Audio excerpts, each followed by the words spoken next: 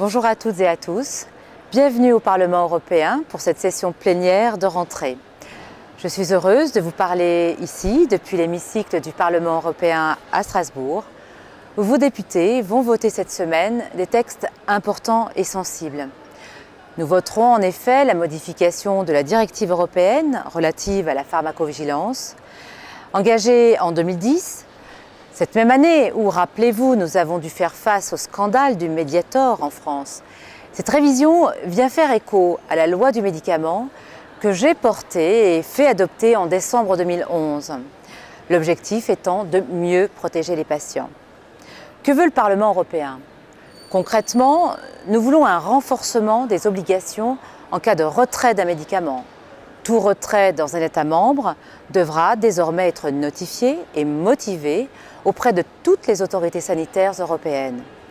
En cas de doute, de risque sanitaire, un retrait s'accompagnera systématiquement d'une procédure d'évaluation pour anticiper les conséquences éventuelles d'un dysfonctionnement.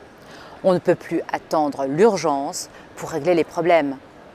Enfin, comme nous l'avons voté en France, tous les médicaments soumis à une surveillance renforcée seront librement consultables sur une liste rendue publique. Ce devoir de transparence nous semble indispensable pour restaurer la confiance entre les citoyens, les autorités sanitaires et les laboratoires pharmaceutiques. Santé toujours, le Parlement européen va se prononcer sur les dons volontaires et non rémunérés de tissus et de cellules suite au deuxième rapport d'évaluation de la Commission européenne sur ce sujet. Il s'agit ici d'un rapport d'initiative qui exprime le point de vue des députés, aucunement d'un texte législatif qui viendrait réguler un domaine sensible et de la compétence exclusive des États membres. En France, d'ailleurs, nous avons révisé la loi de bioéthique en 2011.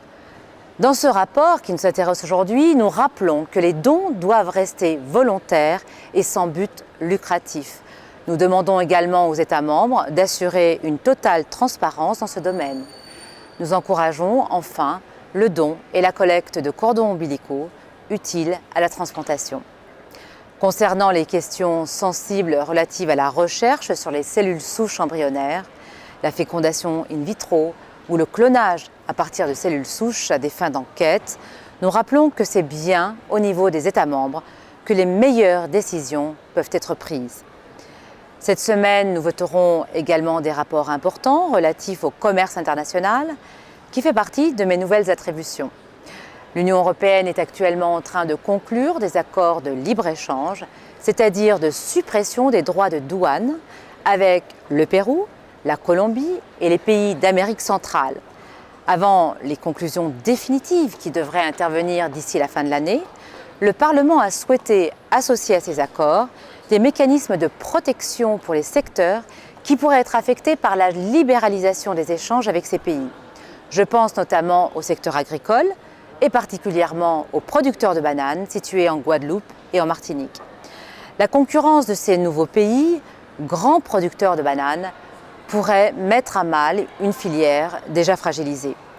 Nous demandons donc qu'en cas de perturbations graves pour nos producteurs, pas seulement français mais également espagnols ou portugais, des mécanismes puissent permettre à l'Union européenne de rétablir des droits de douane afin d'endiguer les flux d'importation et laisser des opportunités commerciales aux produits européens.